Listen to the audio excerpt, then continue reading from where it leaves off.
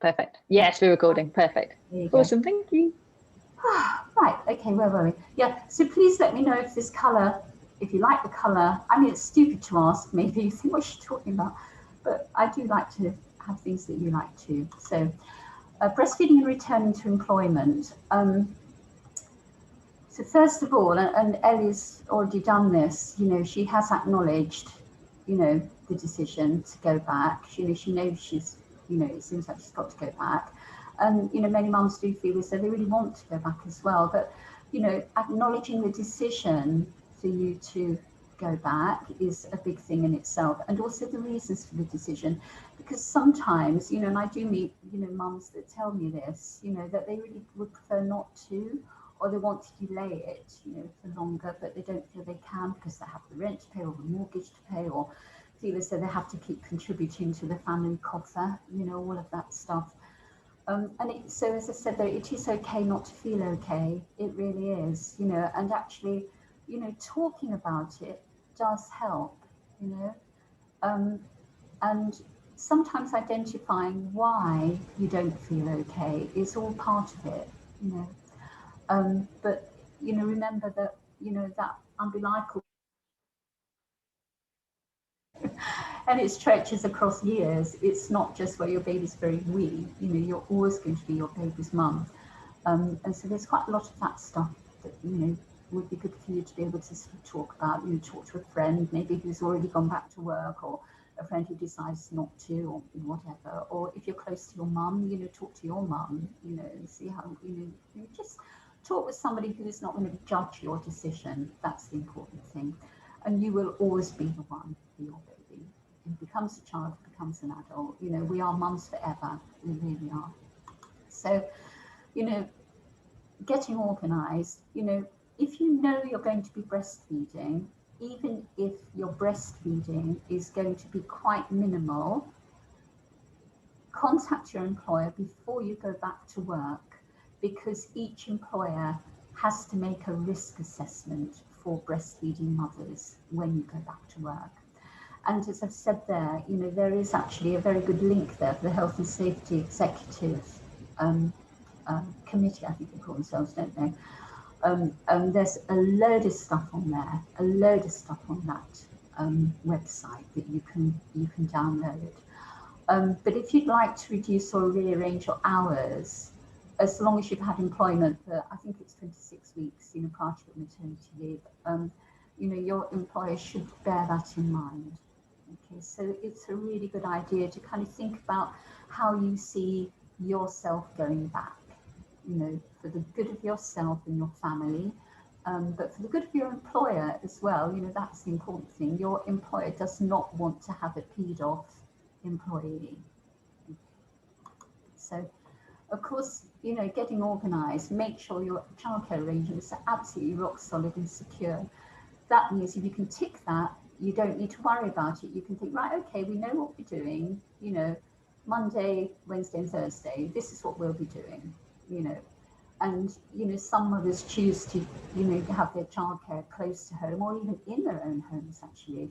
And other mums may choose to find somebody, if it's a childminder, for example, or a nursery, closer to your place of employment.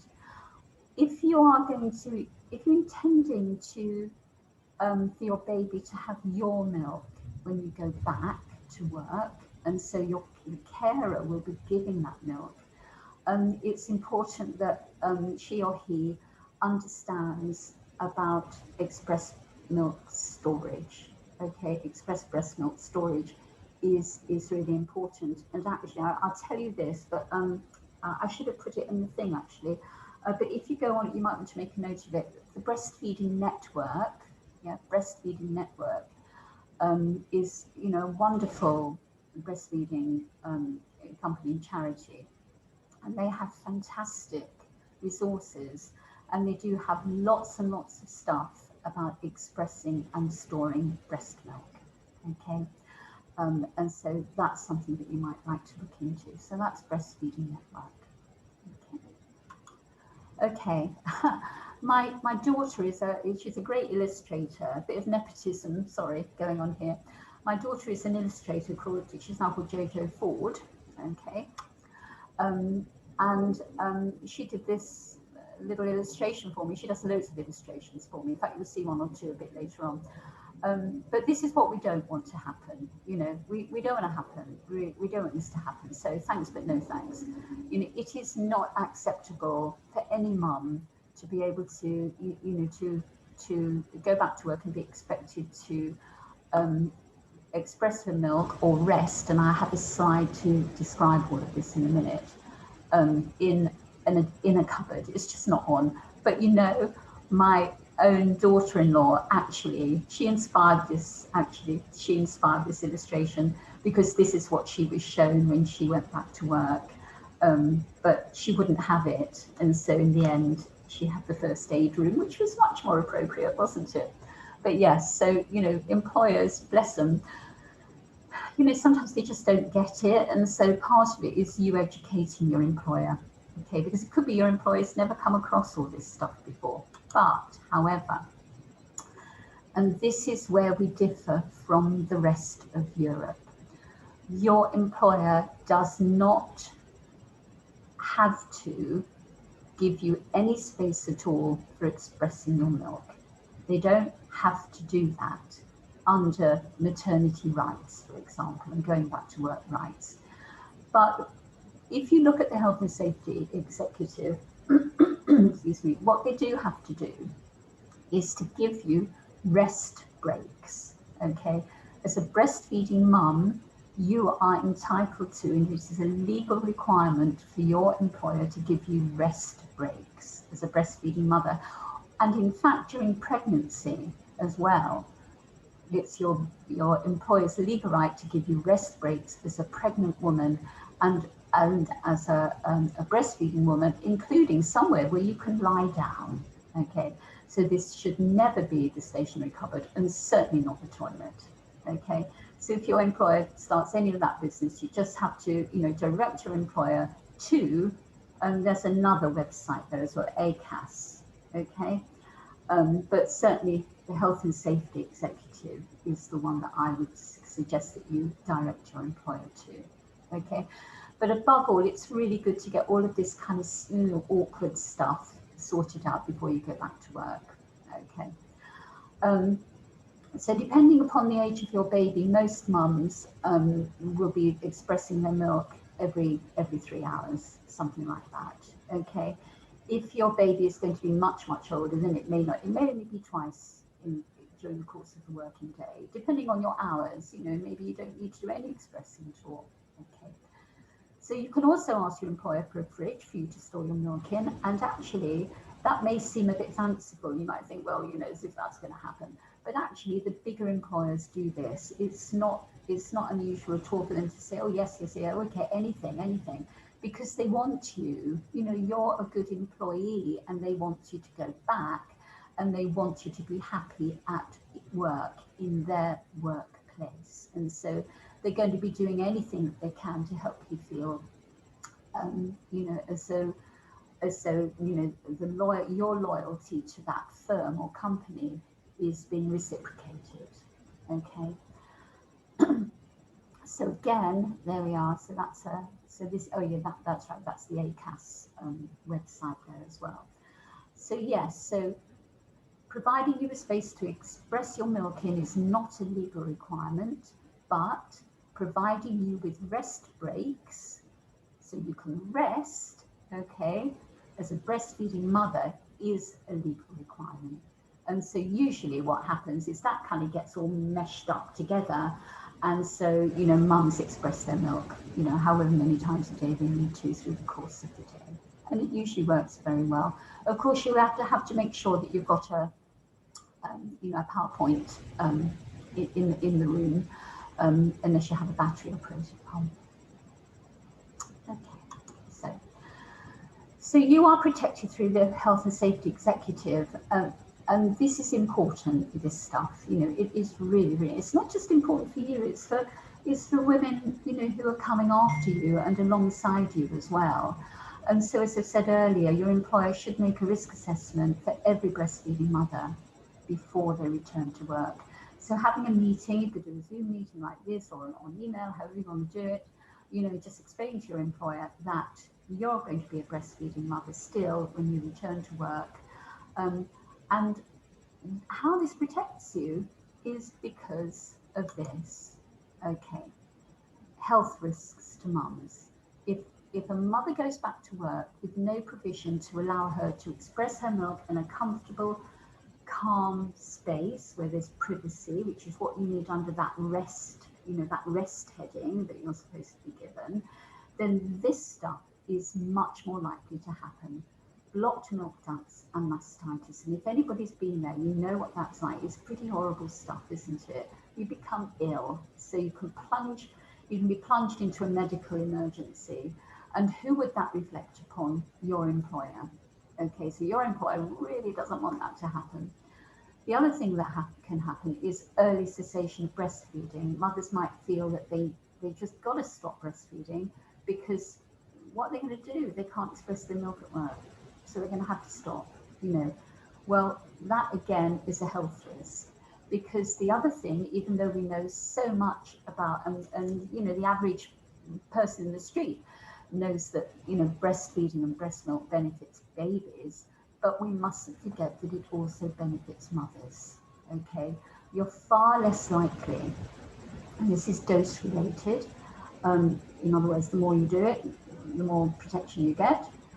You're much less likely to get breast cancer and ovarian cancer and osteoporosis, which is that brittle bone sort of thing that happens in older ladies, so I'm hoping that, when I'm, a little bit older, because I'm knocking on a bit now, but when I'm a little bit older, if I fall over in the street, I'm not going to be one of those poor old things in a bed in the hospital because I've broken my hip, because I breastfed 3 babies for quite a long time. So, so it's all about your health as well as your baby's health, okay? And it's a mental health risk as well, okay? Sudden cessation of breastfeeding when mums don't really want to is also a mental health risk, okay? So you are protected under the Health and Safety Executive. And I know that sounds mad, but that's how it is, okay? So making the plan, so don't see breastfeeding as goodbye breastfeeding. It's not the end of your breastfeeding relationship with your little one, unless you really want it to be. If you want it to be, that's something quite different. But if you want it to carry on, then yes, it will carry on. It will. You've got that within your gift. Okay, making friends with your breast pump, and the reason I say that is because some women just they can't let their milk down, their oxytocin hormone that you need to allow your milk to be released from your breast, when you're pumping. If you really hate the very notion of using your breast pump, that can really get in the way. But you can imagine that if you're in this special room so you can rest, in other words, express your breast milk, and you think if you can't really sort of get into it because you're worried somebody's going to walk in or whatever, then your breast milk is less likely to be let down. So with this special rest break, let's call it a breastfeeding expression break, it's really important that where you are is it's very secure, and people know that it's your place. This is your area where you're going to go, however many times a day you're going to go there, and you're not to be disturbed. Okay, so you can make it in the best possible way the place that will be a very good place to be. So making friends with your breast pump is always a good idea. Expressing your milk calmly, really giving yourself time to get that oxytocin hormone to really help to release your milk from your breasts so it can flow nicely. Okay. So bottle sock cups, this is something that I'm asked about quite a lot. It's, just experiment really, see what seems to work for you. Babies can drink from a cup quite well from about 5 months, if you prefer to do that. One thing that babies do need, especially in that first year, is suckling time. They all love to suck, don't they? So if you're thinking that your baby will be having a cup, it may be that during the time when you're at work, they don't get much sucking time. If they already have a dummy, then that's that covered, isn't it? But your baby might like to, depending upon the age of your baby, you know, suck on a finger or something if the milk is going to be given in a cup. Okay. And it usually works when someone other than the mother gives the, whatever it is, bottle, cup or whatever. You know, so many mums will, you know, find that the baby will not take a bottle. You know, find this such a lot. Babies will not take a bottle. Oh no, the baby won't take a bottle. What am I going to do?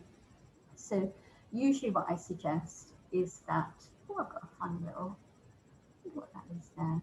Anyway, usually a baby will take a bottle from somebody other than the breastfeeding mother. And this is because your baby is very clever. And why on earth should your baby want to have milk from a bottle when all the time your baby's just been snuggling up to you and breastfeeding? You know, so your baby's probably thinking, well, I don't really know what's going on here. You know, I'm not sure what this is, or, you know, what's going on. I just want to feed. You know, come on, mummy, get your boobs out, you know, essentially. So, yes, so, you know, you may, it could start maybe with your partner giving the bottle, for example. But if you want to try that, what I usually suggest is that you as the mother are completely out of sight and out of mind before that bottle is given. You know, that's really important, because your baby will still be looking around for you and saying, okay, I'm hungry then, mum, you know, well, where are you then? You know, you especially if you're there, if you're sitting next to your partner, making sure your partner gives the bottle correctly or whatever, then there's no way your baby is going to accept it, probably, if they've never had a bottle before. So yeah, so you might want to experiment with that. Giving yourself time is a really good idea. Okay. Right, so what happens here is that very often some babies will just really want nothing to do with anything to do with any liquid in any container at all until mum gets home from work. And this is something that is so true. A lot of babies will just, they go purple with rage, you know, but they will not have anything other than a boob near them. You know, and it is something that can change as well, but it is something to kind of bear in mind. But the thing is, the moment the mum gets in through the door with the baby under her arm or wherever, is the baby just wants your breast. They want you and they want your breast, and it's a way of reconnecting with mum, and that's so normal. This is really, really normal stuff. And especially overnight, you might think, oh goodness, thank goodness that the baby is at last sleeping a little bit more through the night. You may well find that when you go back to work, that your baby reverses all of that. We call it reverse cycling. And it is, you know, absolutely true. It's very, very normal that babies will want to reconnect with their mum much more when the mum is there. And I just want you to be reassured, you know, you heard it here. I mean, I'm not a breastfeeding goddess, but, you know, it is so normal that babies will do this reverse cycling because they just want to say to mummy, yeah, we're together, aren't we? Woo, that's great. So please don't think that's unusual, because it's not. It's nothing to worry about. It can be a pain, it can be tiring, but it's not uncommon at all. Okay. You know, it's so common that, look, Neil, he's a lovely Australian guy, Neil.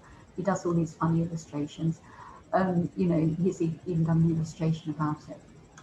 Okay, so reducing breastfeeding and expressing, sorry. By the way, do you like this? I hope you like this. This is actually a beautiful sculpture. It's bronze, and it's at the front of the old hospital in Norwich. It's the old N&N. Isn't that lovely? It's so beautiful. And I took that photograph about 3 years ago now, I think. I was just going for a walk with one of my grandkids. And I saw that. I thought, gosh, that's just so beautiful. Never noticed it before, but there you are. So there. So reducing, I thought you'd like that. Anyway, reducing breastfeeding and expressing, you know, just taking it gently. If you decide that you do think it's time to stop breastfeeding and it is time to stop expressing your milk, then you have to take it down gently rather than suddenly stopping. because even if a baby's only having 2 or 3 feeds a day, if you suddenly stop, your breasts, I always think of as a bit of slow learners really, they will just continue to make the same amount of milk because they've been doing it over the months, and that's what they think they should be doing. And so just be very careful. Try not to stop breastfeeding too quickly, because again, you could get yourself into a situation with blocked milk ducts that become mastitis, really, really quickly. You don't want that to happen, it's awful. So, taking it gently, giving your milk supply time to down regulate, okay? You spend all this time up regulating, and now it's time to down regulate, okay? So it just takes a little bit of time for your breasts to kind of get the message that you need them to not make as much milk. And the way that's suggested that you do this, I suggest mums do it, is to give shorter feeds, okay, and shorter expressing times as well, okay. So you might be doing as many, but they'll be shorter, all right. And just being aware of how your breasts feel. And you're all breastfeeding mums, so you know what it's like. You become very breast aware, don't you? Constantly think, oh, is it this boob I need to feed from, or is it this one, or whatever it is. You're very aware of how your boobs feel, much more than any other time in your life when you breastfeed. So any kind of tightening sensation in your breast really means it's time to do something. Either put the baby to your breast or do a bit of expressing. Hand expressing is something I'm a great advocate for as well. Hand expressing really helps you to focus on the areas of your breast that need to be released. The milk really needs to be released from those milk sacs. So if you hand express it, you can really get to those points. Okay.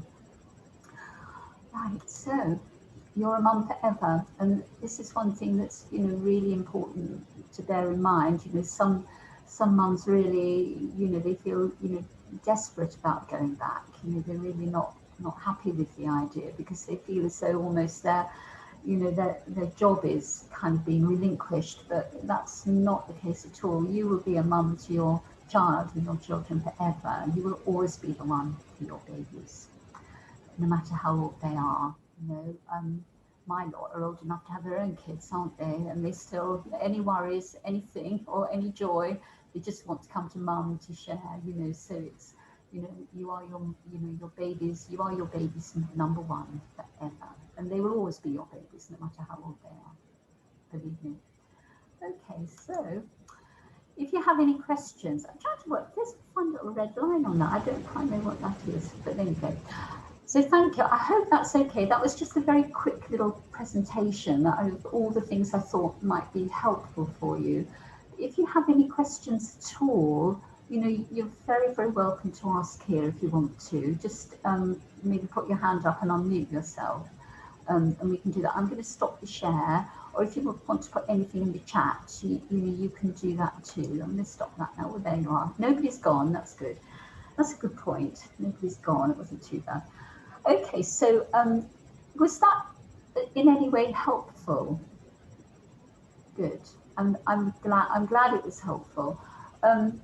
Is there anything there that you thought you think you need some more information about? Because we can talk about it, or if you prefer to do that privately, just give us a bell, just phone me or something, or text me, and we can talk about it.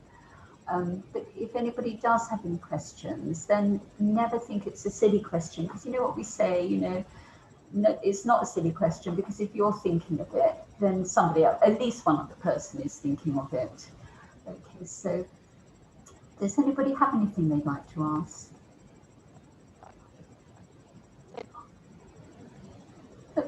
Nothing at all.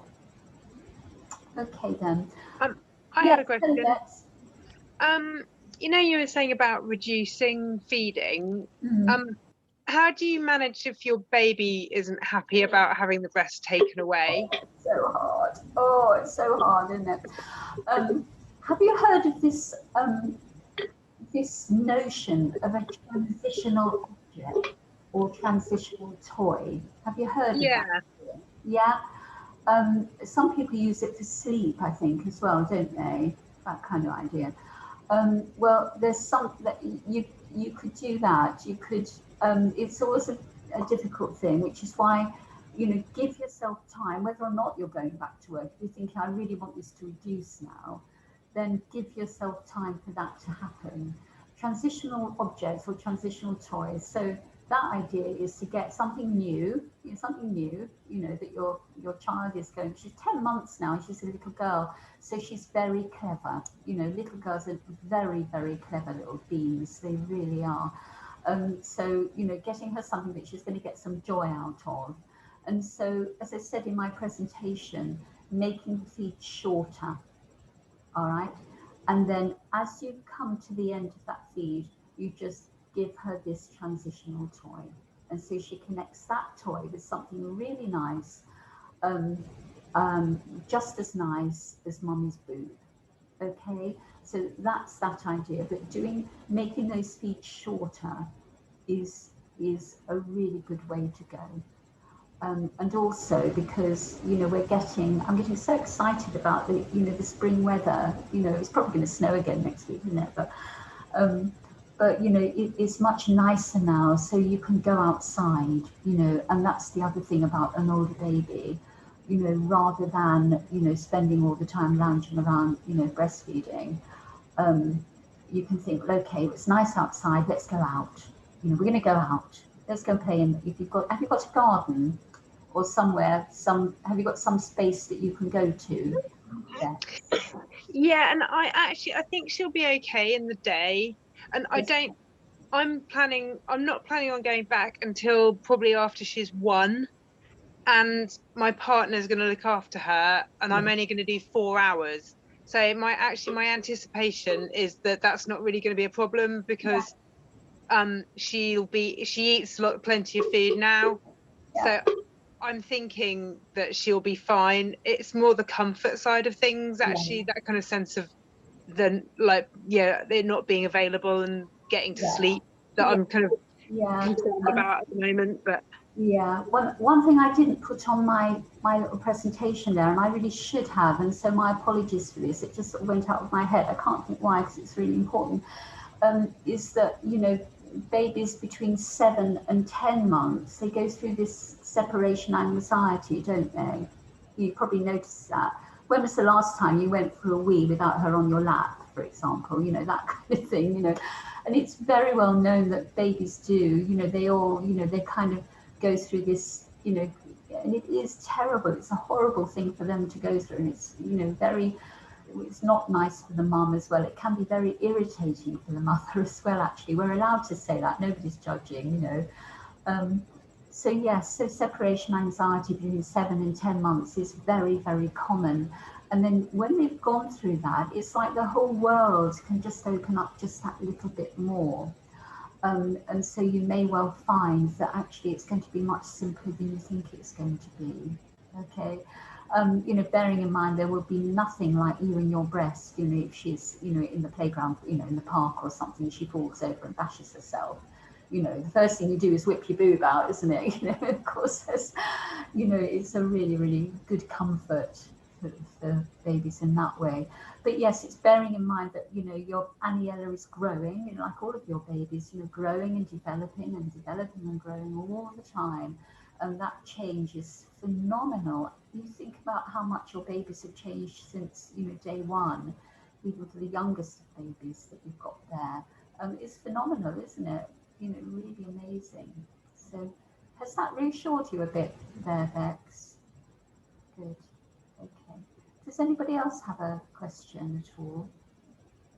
I just wanted to ask, and it might be a really stupid question, but so I'm really fortunate that I've been able to negotiate my hours. So I'm going back part-time rather than full-time. So I'm going to be working 3 days a week, but I'm going to be working 9.5 hours on the days I'm at work. And what I kind of want to do in my ideal world is feed on demand on the days that I'm working. So just openly feed, but I really don't want to pump at work. And I know that suits some people, but I just can't imagine it working for me, because I'm really not getting on very well with, I'm on my 3rd type of pump now. I just can't do it. It doesn't just doesn't seem to work. The most I get out of is like when I have a hacker, and that's kind of only get an ounce out at a time. So I kind of, I've heard sometimes that you can just offer them, because he has a cup now, so I could just offer him some like water and things through the day, because he's at the point where he's eating quite a lot anyway. Yeah. But am I going to be left really uncomfortable if I do that, because I'm then feeding on demand the rest of the days? I think you know, you're not unusual at all, you know, Ellie, in not getting on with your breast pump. You know, a lot of mums feel exactly the same way. You could try some hand expressing. A lot of mums, they just can't get their pump to work for them. I think part of it as well is it's hard to bond to a lump of plastic pulling away at your breast, isn't it? It's not like your little baby. So some hand expressing might work for you better. Do you know about hand expressing and how to do it so it works? Yeah, I've done that, and because I did it antenatally as well, and that was fine. But again, I can get a little bit out. I can get the initial letdown, and that's like an ounce, and then everything just stops. I just can't get anything further. Okay. One way that you can get more is if you just keep moving side to side.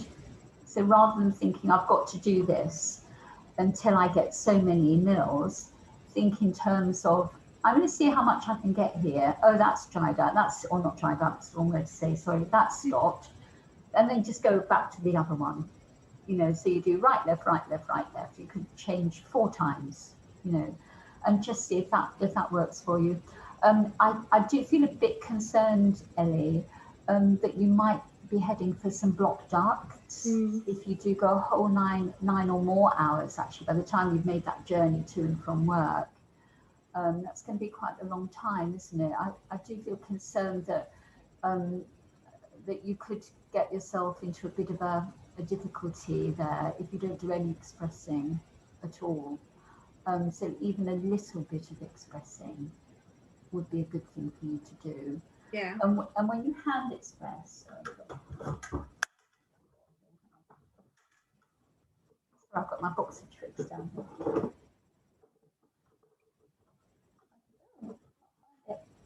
I use that one. This isn't the best boob, sorry, but boob.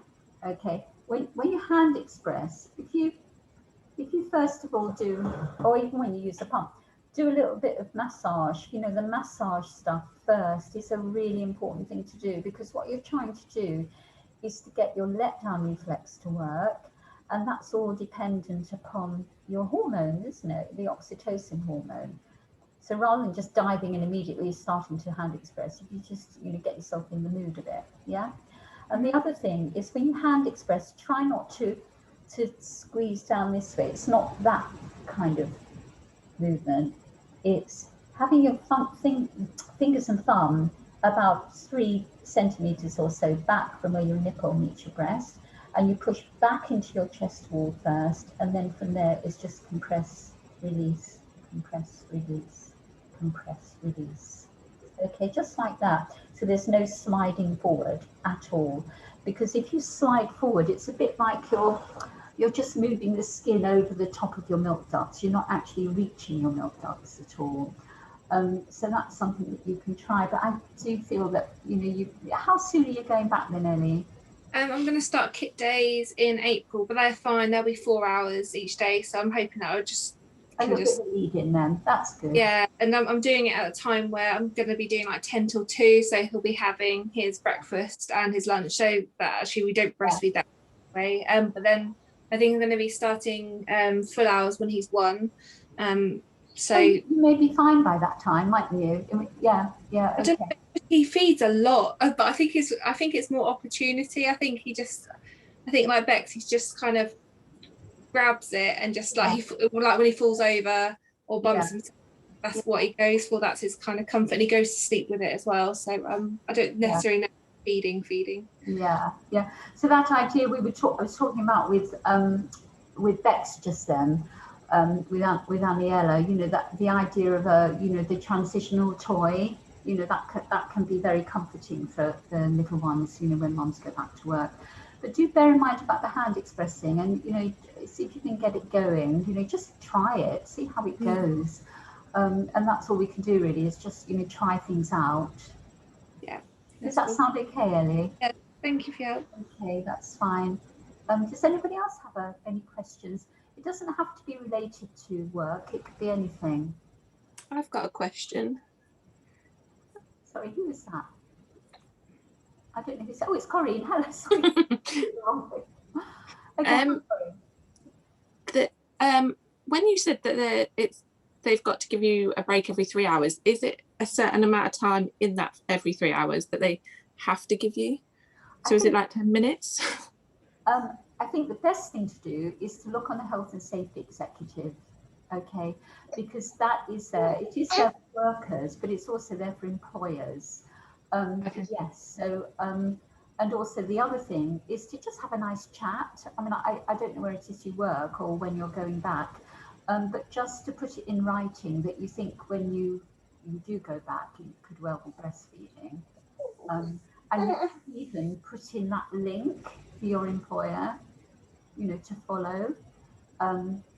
If it's helpful, Robin, what I'll do is I'll do a Word document with some links on, and then maybe you could email it to these mummies. Is that okay? Yeah, I could try that. So then you'll have some links. But I'm sorry, Corinne, I'm not an expert in this, so I can't say for absolutely sure how many minutes, but it won't be, Okay. you know, it won't be 10 minutes, you know, it's going to be a decent amount of time, you know, because for heaven's sake, you know, according to the Health and Safety Executive, employers are supposed to give pregnant mothers as well as breastfeeding mothers time to be able to rest, including lie down. So, so I'm not saying you're going to be there for a couple of hours. Nice. Oh, if only. But it should be enough time for you to feel rested. Okay, you know, that's the thing. So yeah. Oh, you've got a lovely baby. He likes Zoom. It's his way of talking to people. He loves it. I'm in contact with a lot of people. You know, a lot of people are saying, you know, you might have read it yourself. Actually, there's some research going on about, you know, babies and how our lockdown has impacted, you know, their development and all of this kind of stuff. But you do quite often see this, that, you know, babies really, you know, getting such a lot out of seeing all of these faces on Zoom. So yeah. Yeah, he gets really excited by it. You are very excited, aren't you? It's supposed to be nap time as well. Oh, gorgeous. It's supposed to be nap time. Well, you know, overstimulating, obviously. This Zoom is overstimulating. Thank you. We have to do what we have to do. Jan, anybody else have a question? yeah, can you hear me? Who is that? Oh, it's Robin. Hello. Yeah. So one of our newest members, she's had a little baby. I think he's 4 weeks old, and she can't make it today. But she's sort of texted me a question. Is it all right if I asked it to you? Yes, please do. So she said that she's been combi feeding, and that she had delayed milk supply due to blood loss, but now only having to give one or no top-ups of formula during the day. The baby feeds well on the bottle and the breast, but this week she's got very fussy on the breast, moaning, grunting, head shaking, even when the nipple's in her mouth and coming on and off. She said it's mostly towards the end of the feed per breast. And she said, is this frustration that the milk isn't flowing as fast as the bottle? Or could it be that the position isn't very good? Or that she's just drunk it all and she's annoyed as it's running out? And she just says that she's worried that she isn't spending as long breastfeeding anymore. And if there's anything that she can do about it, perhaps she's still not making enough milk. Okay. So the thing about combination feeding is that naturally, you know, when a baby's having more feeds from a bottle, let's say it's a bottle, you know, with formula, then there will be less milk taken from the mum's breast. So of course her milk supply will start to drop, even though it sounds as though she wants to, does she want to reduce? Sorry, I can't quite remember what you said. Is she wanting to reduce the bottles, or is it her choice to combination feed? I think she's combination feeding because she didn't have as... Oh, that was it, because of the blood loss. Sorry, yeah, I've got it. Okay, all right then. Yes, so what I usually suggest, Robin, is that mums, when they're in this situation, is they offer their breasts more Okay, so they offer more breastfeeds during the course of the day. And certainly, and overnight, you know, the thing about overnight breastfeeding, even though most mums would far rather be asleep, I know, but, you know, the thing about nighttime breastfeeding is that the hormone that makes milk, the prolactin hormone, is much greater in the mum's blood circulation overnight, which is usually why most babies will love those night feeds for quite some time. But yes, and so, I mean, it's good that she's able to start to think about reducing the bottle feeds, because it sounds like she doesn't really want to have to do that. So that's, you know, her choice, and it's working well for her. So yes, she did say that it seems to happen at the end of the feed.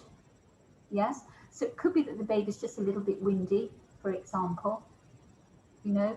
So sometimes they do start going and moving themselves around, making these grunty sort of sounds towards the end of the feed.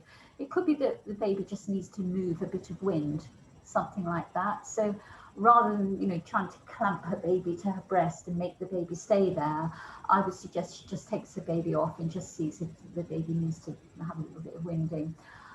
There's usually a bit of a colour flush that happens to the complexion, regardless of skin tone.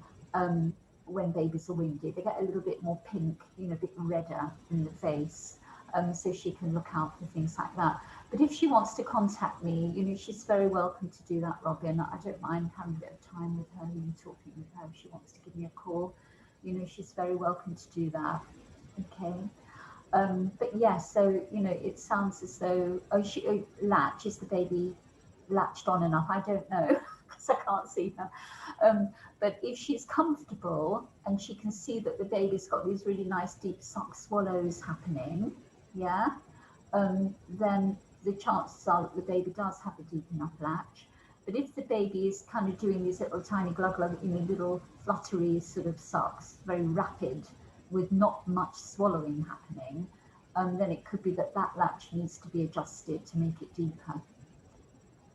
Okay, so, you know, but certainly if she's got sore nipples, it would be, you know, yeah, she would need to, you know, find somebody to help her deal with that, you know, to help her get her baby to help her baby have a deeper attachment. Does that sound reasonable? But, you know, pass on my details. I certainly don't mind talking with her. I can do that, or she can email me if she wants to. It's up to her. Okay, is that all right? Yeah, that's wonderful. Thanks ever so much, Dan. That's great. That's lovely. Okay, does anybody else have any questions? Because I just looked at the time. It's 2 minutes past 12, so I'm going to have to go. Oh, look at that! Isn't that? I've just seen Jane Nunn. Jane, I don't know where you are, but that looks. I'm a bit breast obsessed, aren't I? It looks just like a nipple. We do call them the boob lights. They're definitely Yeah. boob lights, Jane. Yeah. They are. They're from Argos. Can I have one? Brilliant, love it. All right then. So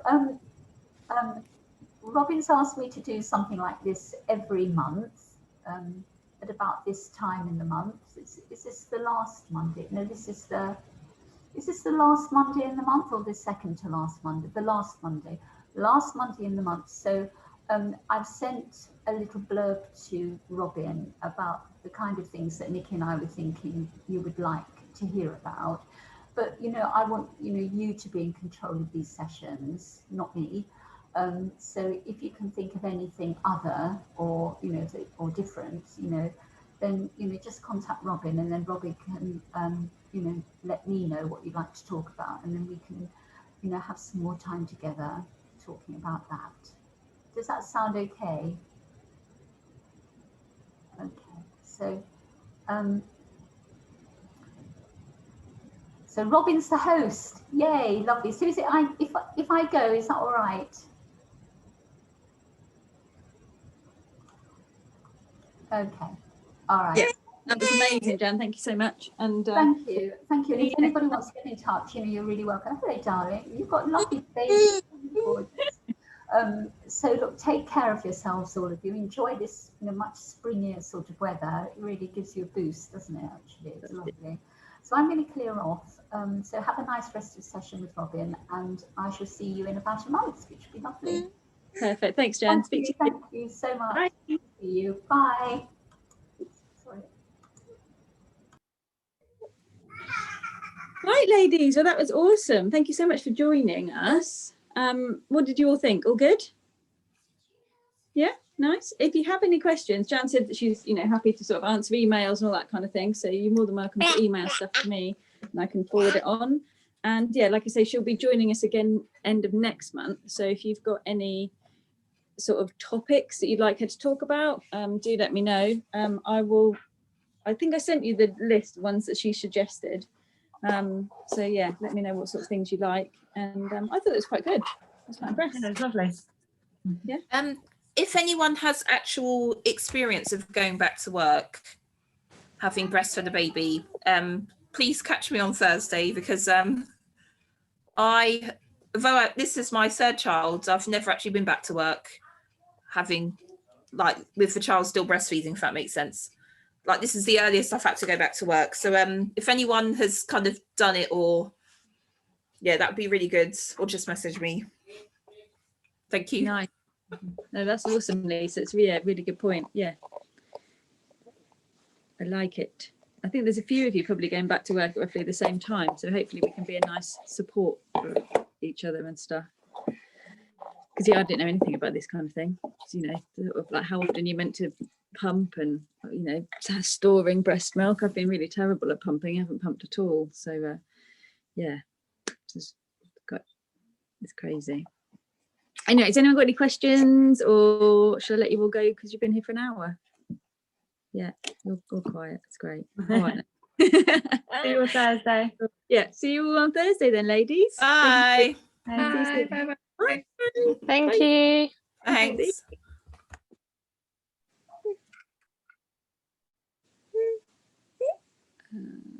Okay. What do we do about recording?